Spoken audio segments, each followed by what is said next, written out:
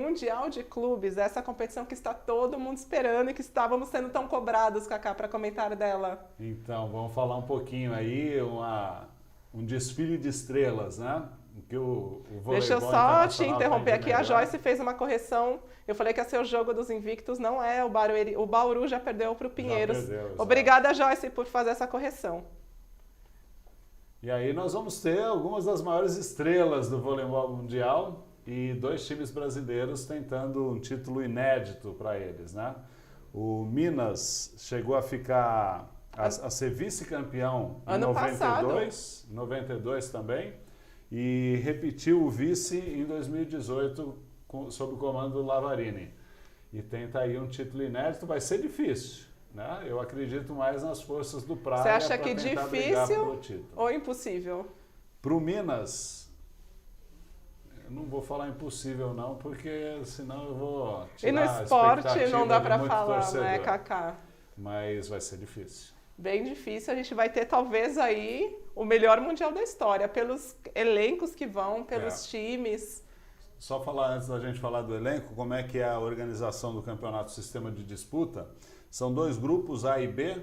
Primeiro e segundo colocados fazem o cruzamento olímpico, né, semifinal, e quem ganhar a semifinal faz a final. Só que dessa vez, os perdedores, terceiro e quarto, também vão disputar de quinto a oitavo, com o mesmo cruzamento. Terceiro contra quarto, quarto contra terceiro, e aí disputam o quinto e o honroso 7º lugar. Não gosto muito dessas disputas de posições finais, só quando é campeonato de base, mas campeonato assim desse nível, não acho que faça sentido. A jogadora nem está mais engajada a conquistar um quinto lugar. Mas se você vai até a China jogar, é melhor que você jogue até o Você final. acha, Cacá? Eu acho que não desperta mais interesse nem dos torcedores. Mas sabe o que eu acho que é importante? Para a jogadora. Porque ela vai poder mostrar o trabalho dela para equipes fortes do vôlei internacional que podem ficar de olho para a próxima temporada. Então elas têm que pensar com essa cabeça, né? Sim, de perfeitamente. olhar para frente. Se bem que para a Praia Clube e para Minas, é um treino e tanto. Você disputar o quinto, o sexto, o sétimo e o oitavo, se elas disputarem, se não entrarem na semifinal, por conta de Superliga. Sim. E para todas essas jogadoras que aparecem aqui no quadro, para nenhuma delas isso é importante, disputar um quinto, um 7º lugar. Mas para jogadoras intermediárias, sim, porque essas são as que o mundo não conhece. Cacá, então vamos começar falando dos times? Só falar assim, ó, esperando, o grupo A é Coneliano, Exa de base, como é que fala? Exage. O Guangdong Mais fácil da falar China, Vitra, a galera fala Vitra, é mais fácil. e o Minas Tênis Clube. O Evergrande da China e o Minas. O grupo B tem o Vakif Bank da Turquia, o Praia Clube, o Tianjin, reforçadíssimo, né? Reforçadíssimo, e o Paulo Coco também soltou os cachorros para cima dessa política, a gente já vai falar sobre isso. E o último time, o italiano Novara. E o italiano Novara, não dá aqui nem para pensar em quem é mais fraco, né? Só tem timaço, é o melhor mundial mais aguardado, só grandes... A gente vai ter praticamente um campeonato mundial de seleções aí. Mesclado. As grandes potências. E vamos poder ver Gabi pelo Vakif, a Natália aqui no Exage. No Exage, exatamente. Tirando as jogadoras das equipes brasileiras, são as 2 brasileiras que estão jogando fora que vão participar do Mundial. A gente comentou aqui, o Paulo Coco criticou uma situação que acontece. Os times chineses que vão sediar essa competição, eles vão receber jogadoras de outros clubes da China, ou seja, reforços. Ou seja, o Tianjin vai jogar praticamente com a base da seleção chinesa, mais a Hooker. E já contando com a Azul. Evergrande também, mesma situação, vai receber o reforço de várias atletas. Isso foi uma determinação da Confederação Chinesa. A Federação Internacional não interviu. E aí o Paulo Coco comentou, né? Mancha um pouco o campeonato mundial que os times chineses vão fazer. Porque o Tianjin, ele não tinha um time muito forte, né? Ele tinha a Azul e a Hooker. Agora ele trouxe a seleção chinesa. Ele se reforçou com a seleção chinesa. a Wang, que é a central, a Yuan, que é a central, a Jiao, que é a levantadora reserva, a Li, que é a ponteira, a Gong, que é a oposta. Né? Então, os times brasileiros estão indo com o que eles contrataram. O Guangdong não teve muita modificação. É um time, se você for pesar os dois chineses, é o piorzinho ali, né? Mas tem a Rabadzieva, a Kosheleva, a Li Lin, que é a líbero titular da China. Que é uma super líbero. É. Vou até ler a continuação da aspa, a gente não conseguiu colocar a aspa inteira aqui nessa arte. Aí o Paulo Coco falou: por que você faz um campeonato mundial de clubes se você pode contratar jogadores para o torneio? Vira um campeonato de seleções. O legal é o seu time daquela temporada fazer frente a outros grandes times. Estava tão bonito este mundial, todo mundo elogiando os times e vamos ter esta mancha. A mancha, no caso, é essa questão de os times chineses receberem jogadoras de outros de adversários. Agora você imagina se a Confederação Brasileira chega no Osasco, chega no Pinheiros, chega no Rio e fala: olha, vocês vão ter que emprestar jogadoras para o Praia Clube e para o Minas. Não faz o menor sentido, né, Cacá? É a questão do regulamento, né? Se tiver tudo acertadinho, sei lá, colocar a inscrição 2 meses antes, né? Talvez resolva esse acho esse que problema. para resolver isso, lembrando que a gente já teve essa questão também no Campeonato Mundial Masculino de clubes, os times do Oriente Médio, na hora do Mundial de Clubes, contratam jogadores da Europa, mas aqui no caso a Federação Internacional vai ter que repensar para que não se repita essa situação em outros mundiais. Sim, porque vai começar a causar desinteresse, né? Agora, só falando das outras equipes que também vem forte, né? O Exage. O Vitra. A Vanessa foi atrás da pronúncia certa. Eu sempre falei Exacibase. Tem o técnico brasileiro, Marco Aurélio Mota. Né? Um dos principais representantes aí dos técnicos brasileiros no exterior, que conta com a Boscovich, a Kim, coreana, a Natália, brasileira, e a Gibi Maier, norte-americana. Tá fraco? E tem a Lloyd, a levantadora. Dando uns nomes. Porque se você for acertar todas as estrelas... O Corneliano tem a Egonu, a Sila, a Rio e a De Cruyff, tá bom? Além de outras aí, Sorocarte, Folie, Degenaro, né? Melhor líbero do mundo, na minha opinião. O Novara tem a Brakosevic, a Di Julio, a Kirikela, a Vassileva, tá bom? Vai ser fácil pro Minas, pro Praia. E o Vakif com a Gabi, brasileira, a Hazic, a Ognienovic e a Karakurti. O que você acha, Vanessa? Quando eu falo que tá difícil pro Minas, eu tô exagerando ou não? Não está exagerando, não, Cacá. Tá difícil para todos os times, na verdade. O Amos Henrique, eu ficaria chateado com o meu Sesc se emprestasse a Tandara. Não faria o menor sentido. É, verdade. Eu acharia até esquisito, de repente, a Tandara jogando com a camisa do pré-clube. Acho que ela não veste nunca mais, né? A relação ficou bem azeda quando ela jogou por lá. Mas ela jogando pelo Minas, por exemplo, joga 5 jogos pelo Minas no Mundial e depois volta e joga a Superliga pelo Sesc.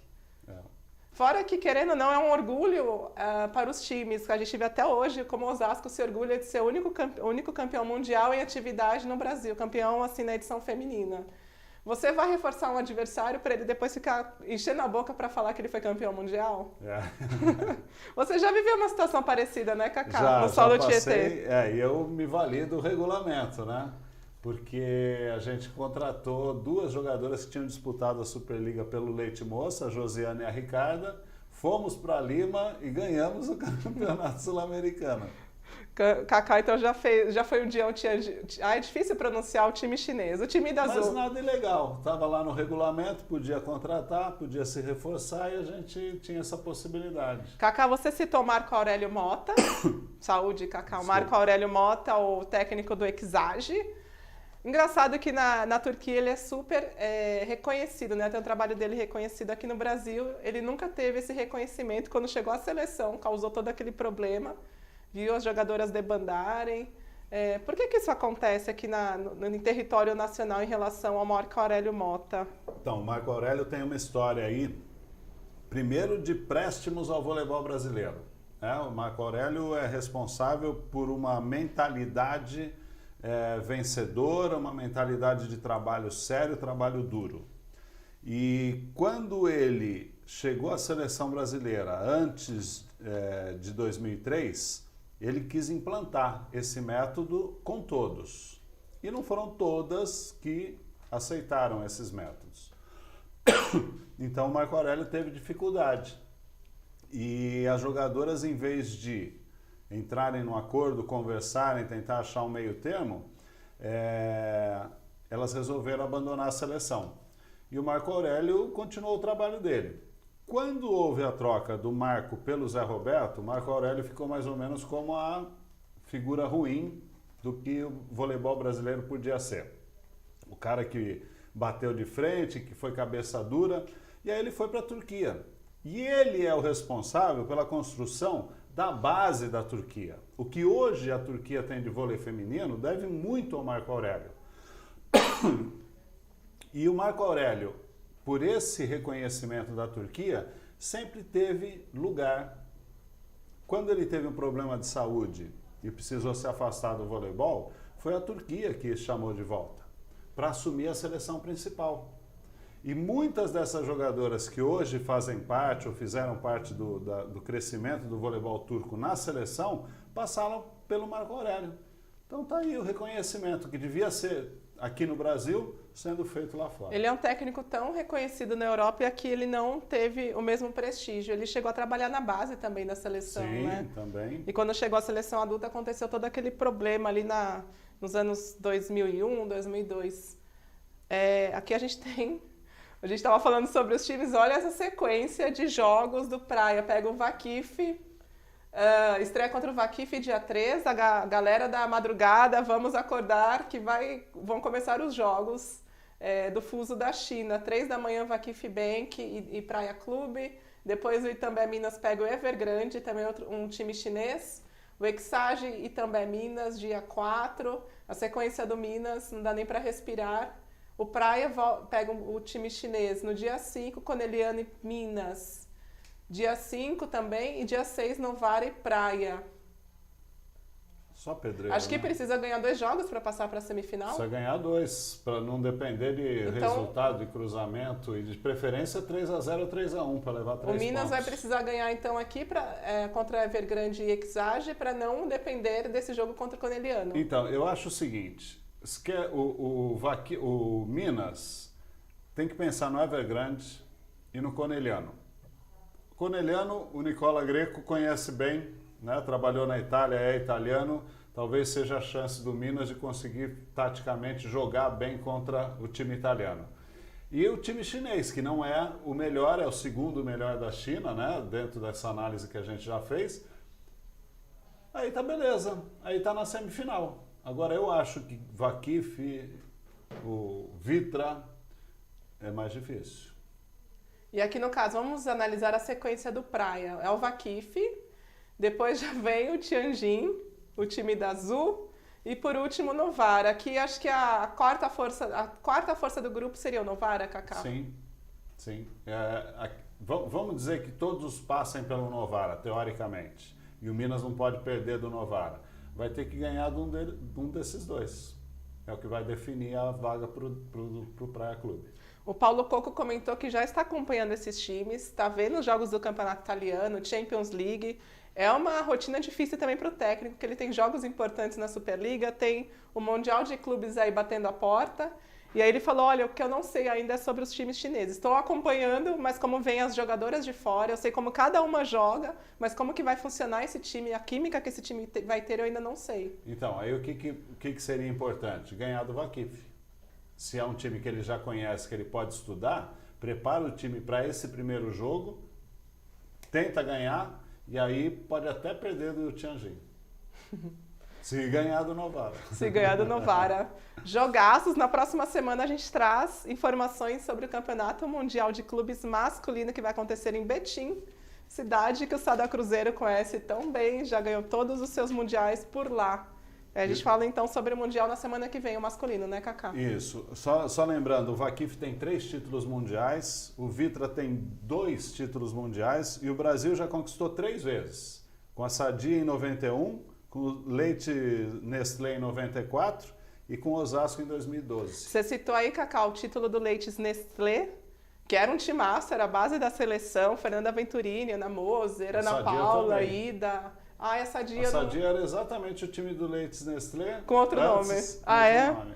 E aí eu ia comentar o quê? Que, saudades dos tempos que o Brasil sediava esses grandes jogos. Esse Mundial de 94 aconteceu no José Liberati. Eu era pequenininha, mas eu lembro disso. Acho que foi a TV, a Bandeirantes que passou, na época era Bandeirantes. Veio a base da seleção russa com Uralochika, vieram vários grandes times. Acho que Vera Mossa veio jogar aqui também pelo time italiano. Matera. Saudades, né? Hoje a gente não tem mais condições, ou não existe mais interesse dos clubes em sediarem essas grandes competições. Então, condições financeiras. E aí você começa a entender por que a Federação Internacional facilita para os times chineses, né? Quem que hoje está bancando esses campeonatos? A China. Então vamos facilitar, porque senão a gente não tem mais onde fazer campeonato. Não tem para onde ir. Para você ter uma ideia, Cacá, a gente até colocou essa informação ontem no nosso Instagram. Os Estados Unidos desistiram de sediar as finais da Liga das Nações masculina. Eles que tinham um contrato, Chicago ia sediar mais um ano esse ano. Esse ano não, 2020. Desistiram.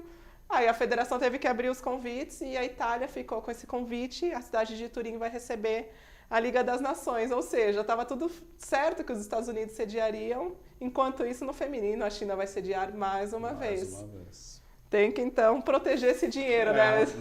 Aí você começa a entender algumas facilitações. Algumas facilitações. Eu conversei com a Joana Mello, para quem acompanha vôlei, certamente conhece a Joana. Ela era do blog Vôlei Sem Fronteiras, eu considero ela a grande especialista em vôlei internacional aqui no Brasil. Sempre que eu preciso de informações de fora, eu recorro à Joana. E ela até lembrou um caso que a Federação Internacional age de diferentes formas, dependendo dos times. Ela falou, olha, teve um ano que a Federação Internacional proibiu a Kim de jogar um Mundial de Clubes pelo Fenerbahçe por questões de contrato e liberação. Olha aí. Então, dois pesos e duas medidas. Para time turco, não. Para time chinês, pode contratar até a Lamping, que a gente está aceitando. A China que costuma ter umas manobras esquisitas assim na história do vôlei. A gente estava falando sobre Marco Aurélio Mota e aquele Mundial de 2002 ficou manchado pela China também, porque a seleção supostamente perdeu jogos para cruzar com adversários mais fracos. E se deu mal, né? Se deu mal. A parte mais interessante de quando existem essas manobras é você ver o time caindo. O time armou tantas estratégias e não chega à final, né, Cacá?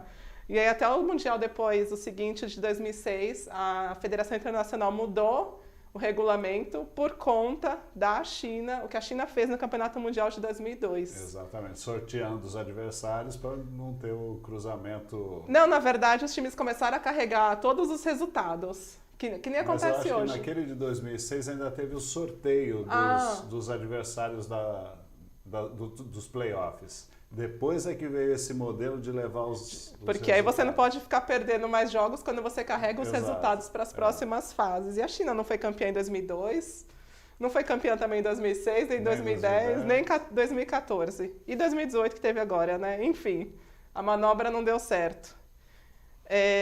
Terminamos o Campeonato Mundial. Semana que vem, então, a gente traz informações sobre o masculino. O masculino começa dia 3 também, então a gente vai estar...